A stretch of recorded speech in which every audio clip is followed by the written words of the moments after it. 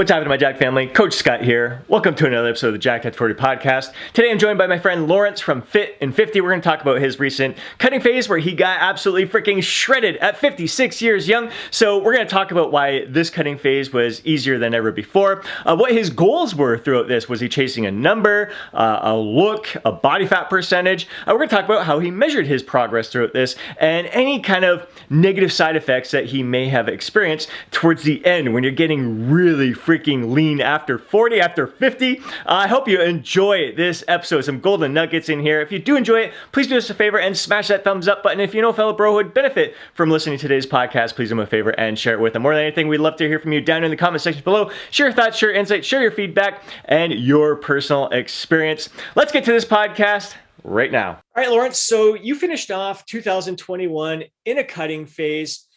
What was your goal through that? Did you have a set duration that you were sticking with? Did you have a certain fat loss goal, a certain, like a weight, hit a scale number or a body fat percentage number, or was it a certain body fat, physical appearance that you were aiming for throughout that journey that you were on there to get? I mean, you ended up pretty freaking shredded at the end. Yeah, I guess it was really kind of a weight number. I had a pretty good idea where I was going to get body fat percentage. And I was pretty much there. I really kind of hit that 10% mark. And I figured I might be 10, maybe into the 9%, but I definitely think I was leaning more into the 10% there. But I was really more after the weight of trying to get down to a point where I could do a slow mass gain and hit a certain number in a year. So that's really what I was after. And I didn't want to get too, I kind of ties into something a little different here, but I didn't want to get too fluffy to be shirtless on the internet, right? So that was really kind of the motivation to start. I wanted to do this mass gain. I wanted to be in the calorie surplus for a while, but I wanted to keep my body composition reasonable. Exactly. You and I were very much on the same page in a lot of how we approach everything, but the whole get lean, stay lean, in part, I mean, we got that motivation in front of the camera, shirt off a lot of the time. And so there's that motivation, but I think there's also that it feels good to be pretty lean at the same time as well. And I do think it's great to kind of keep our weight in check so that get lean, stay lean as we're building up. We'll record another podcast in the very near future on your approach to muscle building. But I think how we're approaching fat loss really is like at this stage in the game, it's more just keeping things in check so we don't get too fluffy. And it allows us that opportunity to spend more time in a muscle building phase afterwards. Yeah, I really wanted to spend that time to kind of build up. And I also like the factor that things are reasonably easy to cut and gain. I was talking to somebody the other day and I said, basically, I can move my weight at will. If I decide I want to gain 5 pounds, I can gain 5 pounds. If I want to lose 5 pounds, I can lose 5 pounds. And, once you've got that dialed in, you hate to get too far out of what works, right? Like if I was to gain 20 pounds, well, that's a lot of work to lose 20 pounds to get back down, right? And, you've got 30, 40 pounds. I understand how much work that is to lose. And that's why for a lot of people, I usually recommend that they lose it in stages and maybe even take a little bit of a diet break where they kind of maintain that new level of lean for them, right? Maintain a new level of lean for a bit before you start cutting again. Because one, it gives them a break from constant dieting. Two, it gets their body used to being that new level of lean, just like you and I are used to being fairly lean all year round. So it doesn't have a negative effect on the amount of food we eat. It doesn't have a negative effect on a lot of areas of our lives because our body's already used to it. So it's not rebelling against us saying, what are you trying to do? Starve us? Right. Yeah, exactly. And that's the smart approach, especially if you have a fair amount of weight, like that first initial weight loss phase. And I do find a lot of people, I mean, we should learn our lessons from that. It's a lot of freaking work to lose 20, 30, 40 pounds or more. And it kind of surprises me how many of our fellow men over 40, men over 50, like they lose that weight and they're like, all right, let's build some muscle. And they pack on the weight again. And they have to go through these long freaking cutting phases. Yeah. It's so daunting. So how much did you have to lose in this cutting phase here? I ended up not losing that much. I lost 8 pounds, really 8.5 pounds, I guess. And then I lost another half pound in maintenance. So that was like 9 pounds. And I did that basically over like 8 months. And I stayed in maintenance from October till, well, I say Christmas was the end of my maintenance phase, because I figured Christmas I'd open up eating a bit, right? It's Christmas, so you might as well. I didn't really gain anything over Christmas, but now I'm starting to slowly and steadily gain weight again now. But that was the process. That was kind of the goal. And so it wasn't a lot of weight to lose, but it's kind of that end phase where most people find it the hardest, right? Everyone says that last 10 pounds is so hard. Well, I started with the last 10 pounds. But the advantage was my body was already used to being lean, so it wasn't that extreme, right? A lot of guys, when they get down and they've been cutting to get down there, well, they're running out of calories to cut, whereas I started basically at maintenance level, and I didn't have to cut that much. So like I had mentioned once before in another video of mine, that I started at around 2,500 calories and I finished at 2,150. So I didn't even really have to cut very many calories to lose that weight. It was really more of a matter of just being happy with losing some weight, because that worked out to about a pound a month. And that's really it. Okay. So we're very, very close in calorie intakes. We're very close in stature. What are your stats? Age, height, weight? I'm 56. I'm about 152 and a half now. So I think this morning when I weighed myself, I think I was 153.1. And of course, that's with no food. Whenever I give my weight, it's always with no food, no clothes, first thing in the morning after I went to the bathroom, right? I mean, as soon as you have a cup of coffee and you get dressed, you're 3 pounds or 4 pounds heavier, right? So, right. What I weigh when I go to a doctor's appointment is going to be more than what I would say to you that I weigh, because that's the weight I log and count myself at, right? So that's where I'm at now. I'm 5'8", and they say 56. Usually I start with 56. Yeah. And so, yeah. So that's it. Yeah, we're not far off. So I'm about 5'7", so just a little shorter than you, 46 and 146 pounds. So a little lighter than you. And yeah, I found like my last cutting phase was about 2,000 to 2,100 calories, and that suited me well. It didn't feel strenuous on me. It didn't feel like it was a drastic change to my overall lifestyle. And yeah, the weight came off pretty steady. Now, you and I, we talk a lot about how it is, and you could just kind of mention it there. We can kind of move our weight at will. And like whenever we enter a fat loss phase, like it feels somewhat easier for us now. Like, would you say it's just from experience from past cutting phase? We just kind of know what to expect and everything. Yeah, it's way easier that way. And of course, being leaner year round, the body doesn't rebel. And that's what I kind of call it, is the body rebels against you, which is why people find they have to cut so much. That coupled with the factor that I'm never in a hurry. If I was like a competitive bodybuilder, I have to hit a weight by a day, right? Whereas I don't have to do that. So if an event comes up and I know I'm probably going to eat more on that day, I'll adjust my calories before and after. And, if I'm a little bit off and it slows up the process a bit, it doesn't matter, because I don't need to be a certain weight by a certain day. I just need that downward trend in weight, which is all I look for. As long as my weight is trending down, I don't care if it's fast or slow. It's nice and comfortable, and I will reach my goal. And that's what matters, right? Now, absolutely 100%. Do you find, because we stay lean all year round and you start a cutting phase, do you ever find that if you're faced with a temptation, you're like, you know what, I am pretty lean here already. I can have this right now. It's okay. Do you find it kind of tougher to commit to the fat loss phase, or are you pretty much like, once you set your mind to it, you're like, I'm good to go. I'm committed to this goal? Yeah, no, I don't find it. I don't find it tough to do. And I think we've talked last time we talked on a podcast, I mentioned that, I don't really get cravings anymore. So even though I'm cutting, it still helps in the same way. My wife bakes cookies. I can still have a cookie, and I know how to make a cookie fit within my cut.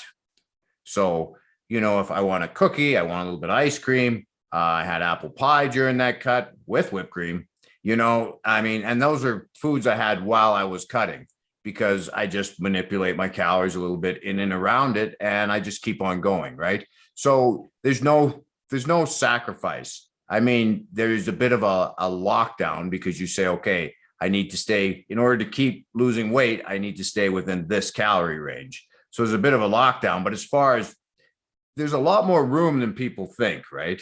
And so you just manipulate your calories a little bit up or down based on what's going on in your life to allow for those things to come up. Or, a cookie's 80 calories. You divide that by 70 and you're what, 11 or 12 calories, right?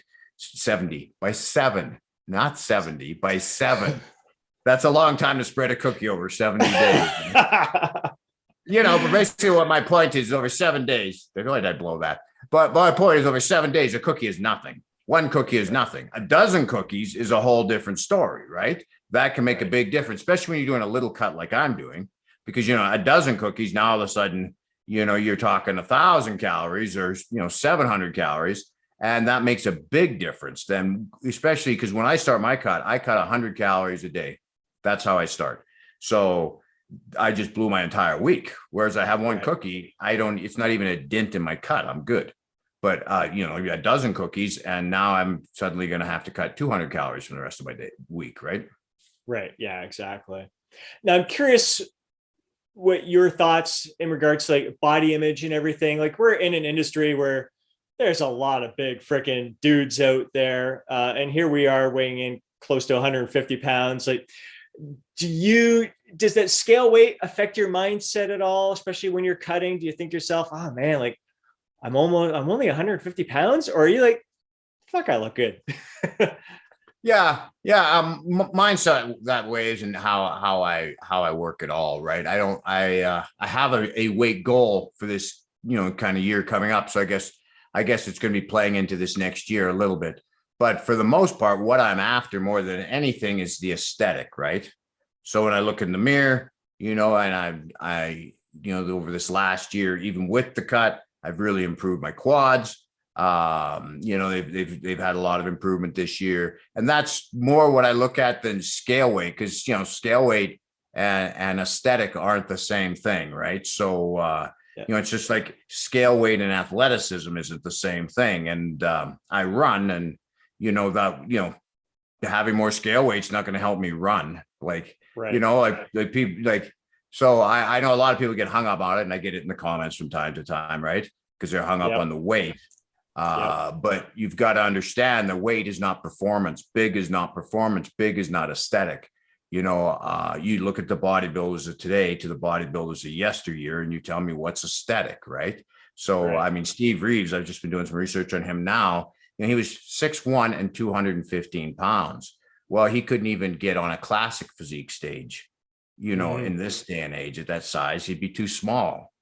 I'm not even so sure he could go. I'm not even sure what the board shorts, what are they called, the board shorts thing? It's not classic. What is it? It's called, I can't remember what they call that. But anyway, even those guys, I think, are bigger than Steve Reeves would be, right? Right. Right. Now, granted, Steve Reeves was natural and they're all enhanced.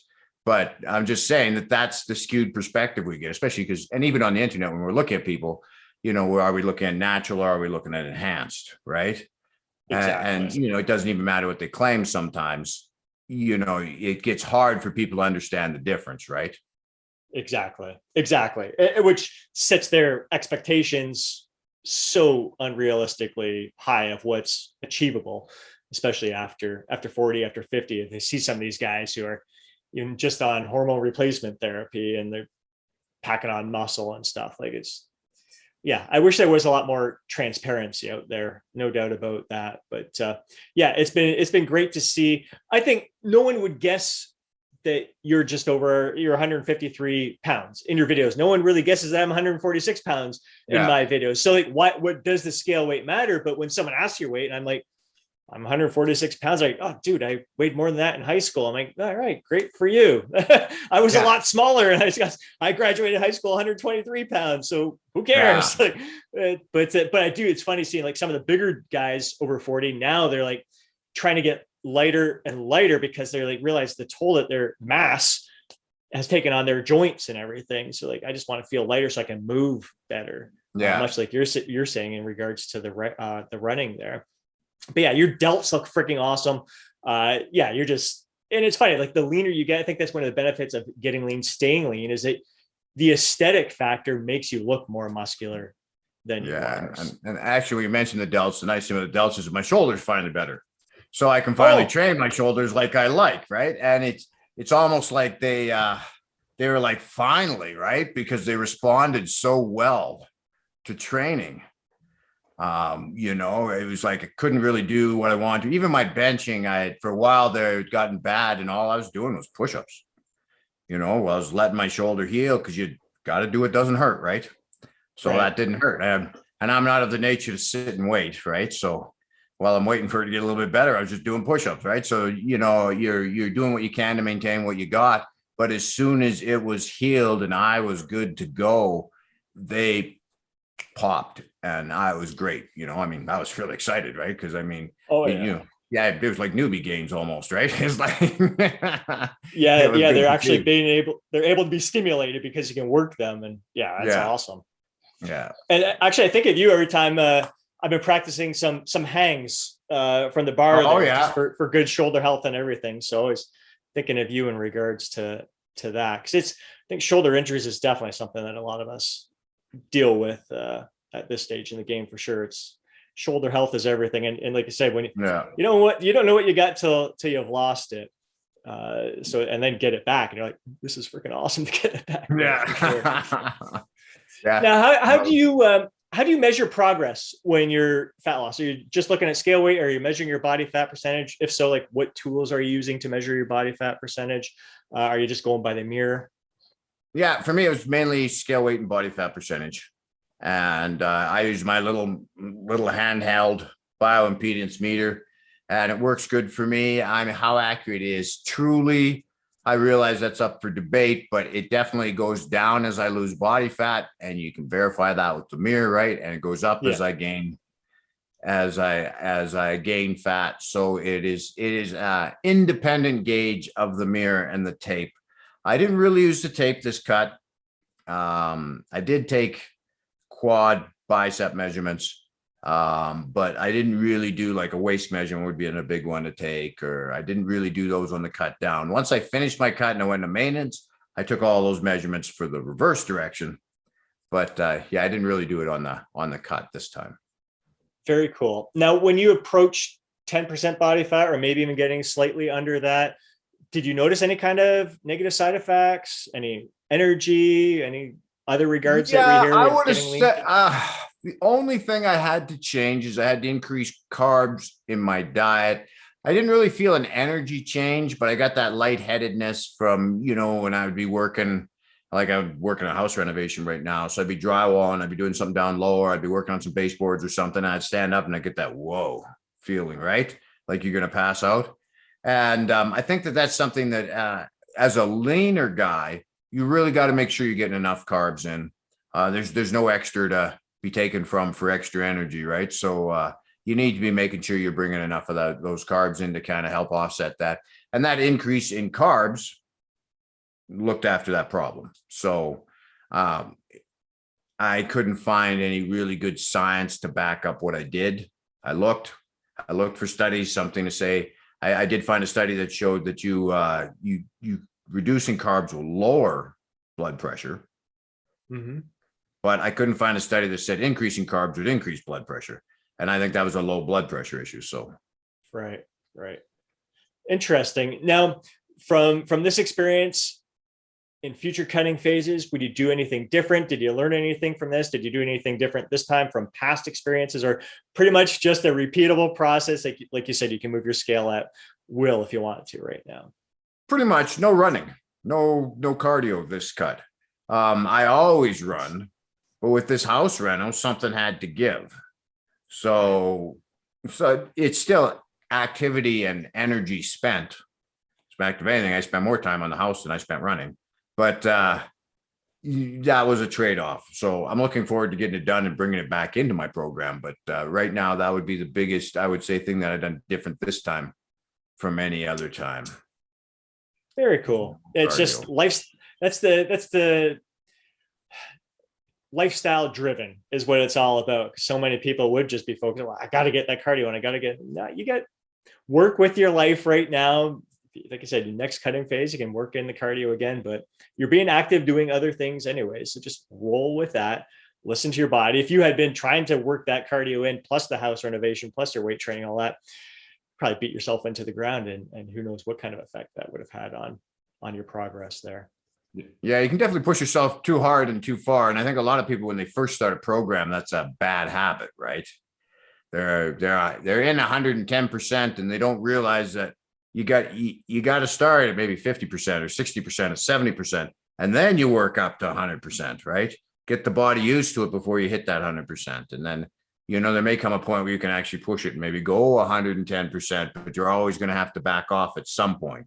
You can't go 10% harder than your body wants you to go all the time without something either bad happening or you're taking a bit of a break. Mm-hmm. Absolutely. 100%. Now, how about sleep? Are you able to manage your sleep well and everything and keep that on point? Yeah, I had some trouble with insomnia. I guess that would have been the second thing.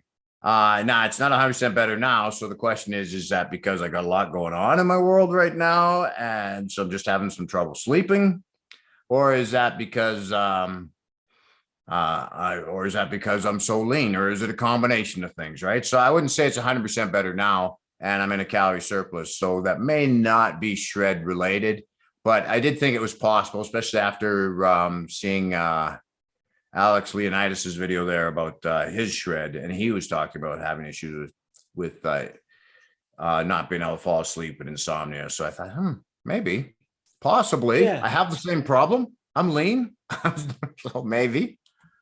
That's the tough part. You see all these different experiences out there, and like some of them are awful from the guys who are getting really, really lean. And I haven't really experienced any kind of negative side effect with being lean or cutting, but again, a pretty smart approach to it all. And I know I'm not overly aggressive or anything. And I don't think I've ever been too crazy lean. Like once you start getting 6% body fat, then that's a whole different ball game where, yeah, I think libido and all other stuff, sleep and feeling cold all the time, I think that's when those types of things really come into the picture. But yeah, you start hearing things, then you start thinking, oh yeah, I'm feeling that too. But you got to realize there's a lot of things going on lifestyle wise as well. Yeah. A lot happening in life, and you can't always, nutrition plays a big role, but it's only one piece of a person's whole life picture and puzzle, right? So you don't want to underrank it, but you don't want to overrank it either, right? I know it's like sleep. You don't want to underrate it, but you want to overrate it. You can't spend all your time in bed either. You'd never get anything done. So